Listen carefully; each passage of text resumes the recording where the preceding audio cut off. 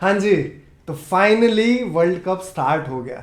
अब जिस तरीके से मैचेस हो रहे हैं, अब जिस तरीके से टीम परफॉर्म कर रही है, कल कनाडा वर्सेस आयरलैंड का मैच था, आयरलैंड फेवरेट थी, और आज सुबह न्यूजीलैंड वर्सेस अफगानिस्तान और श्रीलंका वर्सेस बांग्लादेश, ये तीन मैचेस हो चुके हैं। और इसमें भर के अपसेट, मतलब आयरलैंड और कनाडा में सबको यही लगा था कि आयरलैंड का जो हिस्ट्री रहा है, आयरलैंड जिस तरीके से खेलता है, पाकिस्तान को भी हरा के आ रहे हैं, तो कनाडा से तो आराम से जीत जाएंगे, बट कनाडा से हार गए। फिर अफगानिस्तान ने न्यूजीलैंड को 75 पे ऑल आउट कर दिया। कमाल का मैच हुआ। और श्रीलंका श्रीलंका बांग्लादेश से हार गया। तो अब जाके ऐसा लग रहा है कि आईसीसी का एक इवेंट स्टार्ट हुआ है, भर भर के अपसेट हो रहे हैं, और हर ग्रुप में अब अपसेट्स होना शुरू हो चुका है। एक सिर्फ न्यूयॉर्क की अगर पिच हटा दे तो बाकी पिच अच्छा परफॉर्म कर रही है, अच्छे मैचेस हो रहे हैं। तो लेट्स सी आगे आने वाले मैचेस में क्या होता है। और पाकिस्तान के बहुत बुरे हालात हैं, मतलब एक्स प्लेयर्स रो रहे हैं, न्यूज़ चैनल वाले संभाल नहीं पा रहे, प्लेयर्स के अंदर की जो भड़ास निकल रही है वो ऑन द सेट उनको समझ में ही नहीं आ रहा कि इसको हैंडल कैसे करना। और वो कह रहे नहीं ये तो गलत है ना, मतलब ऐसा नहीं होता है। कमाल की चीज़ें हो रही हैं। फिर हर कोई एक दूसरे को ब्लेम कर रहा है, मैनेजमेंट को ब्लेम कर रहा है, लॉबी को ब्लेम कर रहा है। और जो मैनेजर्स हैं इनके, जिस तरीके से ये ट्रेंड्स बनाते हैं, जिस तरीके से प्लेयर्स की हाइप बनाते हैं, पीएसएल हर चीज़ को ये ट्रोल कर रहे हैं अब। और पाकिस्तान, जिन्होंने $25 पे डिनर, फोटो, बातचीत का पूरा एक प्रोग्राम रखा था, अब वो हॉल्ट हो चुका है। जिस किसी ने भी $25 दिए थे, अब वो शायद चैरिटी समझ लो या डूब गए, कुछ तो हुआ ही। क्योंकि अगर पाकिस्तान इंडिया से भी हारता है और वो इस T20 वर्ल्ड कप से बाहर हो जाता है, तो मुझे नहीं लगता कि वो मुंह भी दिखाएंगे उन लोगों को जो $25 दे के देखने आएंगे। क्योंकि ऑलरेडी एक फैन ने शादाब खान के साथ बदतमीजी कर दी थी कि वो फोटो खिंचाने आई और बोलती कि आजकल आपको छक्के बहुत पड़ रहे हैं। लेट्स सी उस $25 का ये क्या करते हैं, फैंस के साथ किस तरीके से करते हैं। और कहीं इंडियन फैन निकल गया $25 दे के डिनर करने आया हुआ, तो वो तो पता नहीं, वो तो सिनेरियो ही अलग हो जाएगा। तो लेट्स सी। तो अब डिटेल में बात करते हैं, लेकिन उससे पहले मैं आपको एक ज़रूरी काम याद दिला दूं जो आपको करना है। वीडियो को लाइक करना है, कमेंट करना और चैनल को सब्सक्राइब ज़रूर करना है। तो चलिए शुरू करते हैं। तो सबसे पहले बात कर लेते हैं बाबर आजम ने जो इंटरव्यू दिया। अब इस बंदे ने इंटरव्यू दिया, इससे पूछा गया कि आजम खान को खिलाना चाहिए नहीं खिलाना चाहिए। तो बाबर आजम ने सीधे सीधे बोला, जब हम नहीं खिलाते तब आप कहते हो खिलाओ, जब हम खिलाते तब आप कहते हो मत खिलाओ। तो देखिए सीधी सीधी सी बात है कि डोमेस्टिक तो इनका है नहीं, पीएसएल से ये उठा के सीधा लेके आ रहे एक आईसीसी इवेंट पे। और इनके पीएसएल का कोई स्टैंडर्ड नहीं है। मतलब जो प्लेयर्स वहां पे जाते हैं, जैसे पोलार्ड हो गया जो कि अब आईपीएल में रिटायर हो चुके हैं, तो पोलार्ड पीएसएल खेलते हुए बीच में अंबानी के बेटे की प्री वेडिंग में आ जाते पीएसएल छोड़ के। तो इनके पीएसएल के तो स्टैंडर्ड इस तरीके से है कि वो प्लेयर्स की प्रायोरिटी पे भी नहीं आते।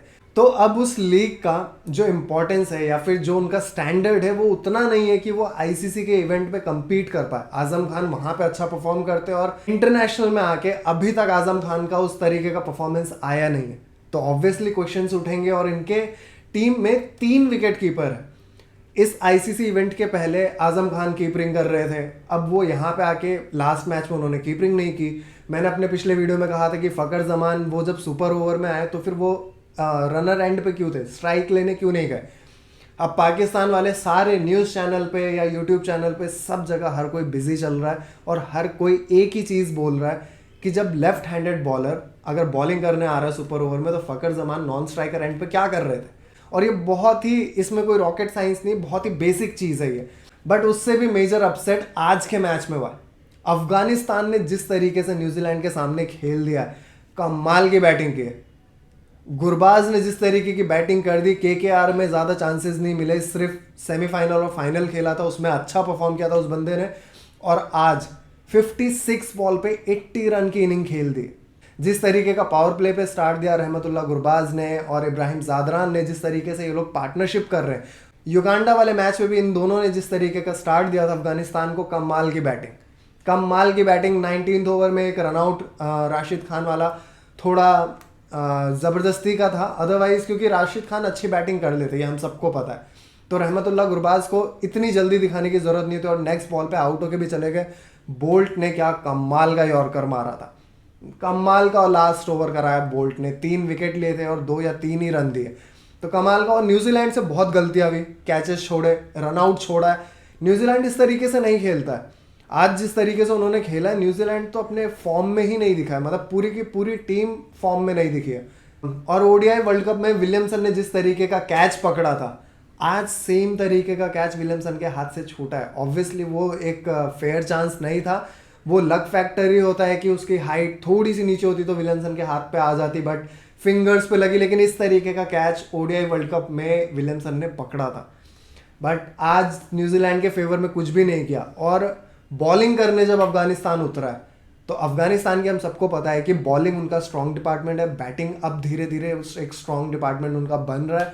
बट फजल हक फारूकी, जिस तरीके का डैमेज इन्होंने पावर प्ले के अंदर कर दिया, कॉनवे को आउट कर दिया, फिर फिन एलन को आउट कर दिया, और 4 विकेट लेके गया है बंदा 3.2 ओवर्स में। कमाल की बॉलिंग।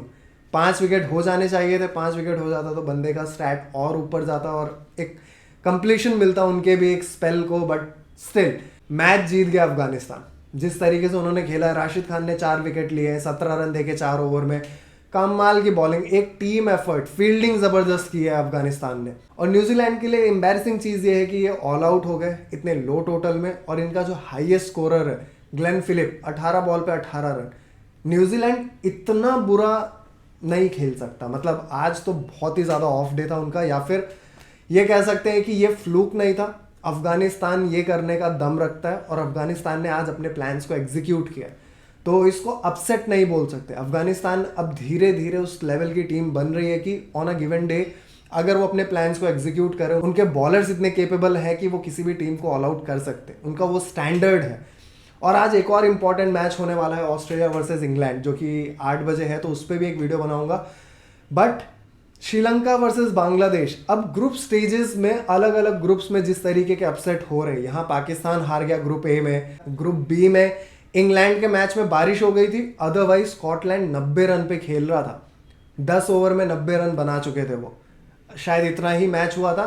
और ग्रुप सी में तो न्यूजीलैंड पहला ही मैच, और जिस तरीके का अपसेट न्यूजीलैंड को झेलने को मिला है, 75 पे ऑल आउट हुए, नेट रन रेट भी नीचे जाएगा। और ग्रुप डी में श्रीलंका वहां पे खत्म हो चुका है। मतलब हम ये कह सकते हैं कि बांग्लादेश ने जिस तरीके से श्रीलंका को हराया है, फिर साउथ अफ्रीका से ऑलरेडी हार चुके हैं, तो श्रीलंका के चांसेस बहुत कम लग रहे हैं।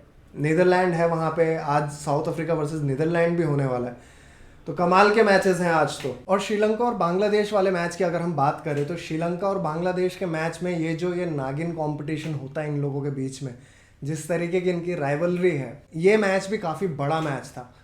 और श्रीलंका एक टाइम पे बहुत अच्छा खेल रहा था। पथुम निशंका जिस टाइम तक बैटिंग कर रहे थे, श्रीलंका बहुत अच्छा खेल रहा था, बैक टू बैक चौके जा रहे थे। शाकिब अल हसन के एक ही ओवर में 4 या 5 चौके मारे थे निशंका ने, तो मैच बहुत अच्छा चल रहा था। बट एक जो क्लस्टर ऑफ विकेट बोलते हैं ना, कि एक के बाद एक डोमिनो इफेक्ट की तरह गिरते चले गए, वो हुआ आज श्रीलंका के साथ। जब तक निशंका बैटिंग कर रहे थे, ऐसा लग रहा था कि पिच बहुत अच्छा बिहेव कर रहा है, श्रीलंका यहाँ से 150-160 का टारगेट बना लेगा आराम से, लेकिन उनको पार्टनरशिप मिली नहीं उस तरीके की। एक एंड से विकेट जाते गए, और फिर जब निशंका आउट हुए उसके बाद तो श्रीलंका ने ज़्यादा कुछ किया ही नहीं। और जब बॉलिंग कराने आए, तो बॉलिंग कराने में श्रीलंका ने अच्छा खासा ग्रिप बना के रखा था बांग्लादेश के ऊपर। श्रीलंका के पास अगर इस मैच में एक एक्स फैक्टर था तो वो उनकी बॉलिंग थी, और श्रीलंका ने अच्छा खासा पकड़ के भी रखा था बांग्लादेश को। बट मैच का गेम चेंजिंग मोमेंट था हसरंगा का ओवर, जिसमें उन्हें 3 बैक टू बैक छक्के पड़े। उस ओवर में शायद ये सिनेरियो था कि 24 बॉल पे 40-45 रन चाहिए या 50-55 रन चाहिए था, इस तरीके का सिनेरियो था। और वहाँ पे 3 बैक टू बैक छक्का पड़ना, तौहीद हृदय बंदा, इस बंदे ने हसरंगा को 3 छक्के मारे थे, और इस बंदे ने 20 बॉल पे 40 रन बनाया, और ये बहुत क्रूशियल था। जिस तरीके से गेम चल रहा था, बांग्लादेश को एक बड़े ओवर की ज़रूरत थी। उसके बाद महमदुल्लाह बांग्लादेश के लिए जितना क्रूशियल रोल प्ले करता है, वर्ल्ड कप में भी हमने देखा कि महमदुल्लाह बहुत अच्छा परफॉर्म कर रहा था, और आज के मैच में भी, मैच ख़त्म होने तक महमदुल्लाह क्रीज पे थे, उन्होंने एक एंड को संभाल के रखा हुआ था। और हृदय बंदा तो सिंगल हैंडेडली मैच लेके गया बाद में, क्योंकि ये जिस तरीके का मैच था, बहुत बड़ा टोटल नहीं था, 125 ही बनाना था, और श्रीलंका ने अच्छा खासा ग्रिप भी बना के रखा था बांग्लादेश पे। बट एक बड़ा ओवर चाहिए था, और वो कैप्टन हसरंगा का ही ओवर बना। जिस तरीके से वो 3 छक्के खाए उन्होंने, और उसके बाद 19th ओवर जब शानका कराने आए, इन्होंने आते ही सीधे फुल टॉस दी। मतलब आपके पास रन्स नहीं है और आप फुल टॉस दे रहे हो। कमाल की बॉलिंग, और एक ही ओवर में 11 रन दे के मैच ही खत्म कर दिया। और बांग्लादेश के भी सिर्फ 2 विकेट बाकी थे। श्रीलंका 2 आउट करने का भी ट्राई कर सकता था, तो श्रीलंका के पास चांस यही था कि वो 2 आउट कर दे, या फिर ये मैच भी पाकिस्तान की तरह सुपर ओवर में जा सकता था। बट अब तक हमने ये देखा है कि प्लेयर्स पता नहीं क्यों उनसे गलती से हो रहा है, या फिर उनका ये प्लान ही है, फुल टॉस बहुत दे रहे हैं। हमने पाकिस्तान के मैच में देखा, मदद पिच से मिल रही है लेकिन फुल टॉस करा रहे। हमने अर्शदीप को देखा कि मदद पिच से मिल रही है लेकिन वो फुल टॉस करा रहे, उन्होंने भी कई सारे फुल टॉसेस दिए। और हमने आयरलैंड के मैच में देखा, कनाडा के बॉलर्स को देखा। कनाडा के बॉलर, कल एक बॉलर है उनका, उसने लास्ट में फुल टॉस दिया आयरलैंड को। 13-13, 14-14 रन के ओवर निकल रहे थे। एक मोमेंट पे ऐसा लग रहा था कि आयरलैंड इतना क्लोज भी नहीं आएगा, और उसके बाद ऐसा लग रहा था कि शायद आयरलैंड जीत जाए, क्योंकि आयरलैंड के पास वो एक्सपीरियंस है, वो नर्व्स को बेटर हैंडल कर सकते हैं। और कनाडा के लिए ये वर्ल्ड कप में पहली जीत। आयरलैंड उनके हिसाब से बड़ी टीम है। और कनाडा का कैप्टन साद जफर बहुत अच्छी बॉलिंग कर रहा है, स्पिनर है और पिच से मदद मिल रही थी और अच्छी स्पिन हो रही थी। लेकिन इनके फास्ट बॉलर्स ने डेथ ओवर्स में फुल टॉस बहुत कराई। पाकिस्तान के बॉलर्स ने भी कराई, इंडिया के बॉलर्स ने भी कराई। तो मुझे समझ में नहीं आ रहा ये फुल टॉस इतने क्यों जाने लगे। पहले तो ये लोग मरते थे कि हमें बाउंसर कराने को नहीं मिलते, एक ही बाउंसर है ओवर में। अभी तो पूरा पूरा मैच निकल जाता है, दोनों टीम में से कोई बाउंसर यूज़ ही नहीं कर रहा, सबके सब फुल टॉस डाल रहे हैं। मदद पिच से मिल रही लेकिन इन्हें फुल टॉस से डालनी है। तो श्रीलंका के मैच में भी मैं तो कल्प्रिट मानता हूँ सानका को, जिसने फुल टॉस डाला। इतने रन भी नहीं थे और बांग्लादेश के ऊपर भी प्रेशर था, लेकिन आप फुल टॉस डालोगे, उस बॉल पे छक्का मारा, और उससे बेटर रिजल्ट नहीं हो सकता। तो बांग्लादेश, दोनों ही टीम डिजर्व नहीं करती टू बी ऑनेस्ट। जिस तरीके की बैटिंग दोनों टीम ने की है, डिजर्व हम ये नहीं बोल सकते कि ये टीम ज़्यादा डिजर्व करती थी, क्योंकि दोनों टीम ने अच्छी बॉलिंग कराई। तो डिजर्विंग कौन था जीतने के लिए, वो बहुत ही बैलेंस इक्वेशन था। लेकिन लास्ट ओवर में, सेकंड लास्ट ओवर में अगर आप आके फुल टॉस करा रहे हो तो आपको हारना ही चाहिए। मेरे हिसाब से तो यही रिजल्ट होना चाहिए। और रही बात पाकिस्तान वर्सेस यूएसए वाले मैच की, तो पाकिस्तान में बहुत ज़्यादा गम और डिप्रेशन वाला माहौल है। अहमद शहजाद इनका एक एक्स क्रिकेटर है, एक्स बोले या करंट बोले, पता नहीं कब रिटायर होते हैं कब नहीं होते हैं। उसने एक न्यूज़ चैनल में आके डिबेट करने बैठे थे। शहजाद अहमद थे, फिर इमामुल हक थे, और एक और बंदा था, इमरान नज़ीर करके कोई बंदा था। तो तीनों ओपनर्स हैं, तीनों आके अपनी राय दे रहे थे। और जो होस्ट था उसने अहमद शहजाद से कुछ पूछा और अहमद शहजाद पूरा शो लेके चला गया। उसने इतना रैंट किया है, इतनी बातें बोली, बीच शो में रोने भी लग गया। जो होस्ट था उसको समझ में ही नहीं आ रहा था इसको संभालना कैसे। फिर इमामुल हक पे बात आई, नेपोटिज्म पे बात आई, और सब तरीके की चीज़ें हुई, और बहुत गंदा माहौल हो रखा है कि सुपर ओवर तो आमिर को देना ही नहीं चाहिए था, और होना भी यही चाहिए था। मैंने भी अपने पिछले वीडियो में कहा है कि जब बाबर आजम इंटरव्यू में बोल के गया कि अगर सुपर ओवर होता है तो मैं जसप्रीत बुमराह के ऊपर नसीम शाह को चूज़ करूँगा, और इनके मेन बॉलर काफ़ी टाइम से नसीम शाह, शाहीन अफरीदी यही है, तो सुपर ओवर में मोहम्मद आमिर को कैसे दे दिया ओवर। 19th ओवर में आमिर ने अपना काम कर दिया था, बट आपके नंबर 1 बॉलर शाहीन अफरीदी और नसीम शाह आपके बेस्ट बॉलर, इनसे आपने कराया नहीं। हारिश रौफ आपके डेथ ओवर स्पेशलिस्ट, इनसे नहीं कराया। कमाल है। और अब जिस तरीके से ये बात कर रहे हैं, अपने सेलेक्शंस को ये क्वेश्चन कर रहे हैं, इस टीम में सारे के सारे ओपनर्स हैं। कमाल की चीज़ तो ये है कि पाकिस्तान को जो 15 मेंबर्स का स्क्वाड है, इसमें रिजवान भी ओपनर, बाबर भी ओपनर, फ़कर जमान भी ओपनर, उस्मान खान भी ओपनर, फिर आज़म खान, उनको भी ओपनर ही समझ लो। वो कहाँ फिट हो रहे पता नहीं, उनको कीपरिंग नहीं करा रहे, तो अब वो फील्डिंग में कहाँ फिट होंगे, नोबडी नोस, क्योंकि इतने एथलेटिक तो वो है नहीं। ऑनेस्टली ये तो सबको पता है कि इतने एथलेटिक तो वो है नहीं कि स्लिप पे खड़ा कर दो या फिर कहीं और प्लेस कर दो। कहीं बाउंड्री पे तो उनको प्लेस ही नहीं कर सकते, क्योंकि जब तक वो भाग के बॉल तक पहुंचेंगे तब तक शायद बॉल बाउंड्री लाइन क्रॉस कर जाए, क्योंकि न्यूयॉर्क का पिच जितना भी स्लो हो, जितने स्लो आजम खान है उससे स्लो तो नहीं है। तो आजम खान को अगर विकेट कीपर नहीं बना रहे तो बाकी कहाँ रखेंगे। अभी लेट्स सी पाकिस्तान अब नेक्स्ट मैच में क्या करता है। अभी इंडिया के साथ मैच है इनका कल, तो इंडिया ही जीतने वाला है। बाकी आयरलैंड ने जिस तरीके से सेकंड मैच भी इस पिच पे, न्यूयॉर्क वाली पिच पे खेला है, जिस तरीके से इनके बैटर्स ने परफॉर्म किया है, उनका इनएक्सपीरियंस दिखाता है। क्योंकि आप सेम पिच पे दूसरा मैच खेलने जा रहे हो, जितनी एक्सपीरियंस टीम आप हो और उन कंडीशंस पे आप खेल चुके हो ऑलरेडी, तो आपको कंडीशन पता है, फिर भी आप अगर कनाडा से हारते हो तो ये उनका इनएक्सपीरियंस ही दिखाता है। अब लेट्स सी कल के इंडिया पाकिस्तान मैच में क्या होता है। और आज भी 2 कमाल के मैचेस हैं, ऑस्ट्रेलिया वर्सेस इंग्लैंड, ये राइवलरी भी बहुत सॉलिड है। और एक और rivalry South Africa versus Netherland South Africa के लिए बूगी मैन है। ये जब कभी भी साउथ अफ्रीका से खेलते, साउथ अफ्रीका पता नहीं इनसे कैसे हार ही जाता है। अब हम सबको इंतज़ार तो कल का है जब इंडिया वर्सेस पाकिस्तान होगा। लेट्स सी किस तरीके से टीम्स परफॉर्म करती है। तो आज के वीडियो के लिए इतना ही। अगर वीडियो आपको अच्छा लगा हो तो वीडियो को लाइक करें, कमेंट करो, चैनल को सब्सक्राइब ज़रूर करें।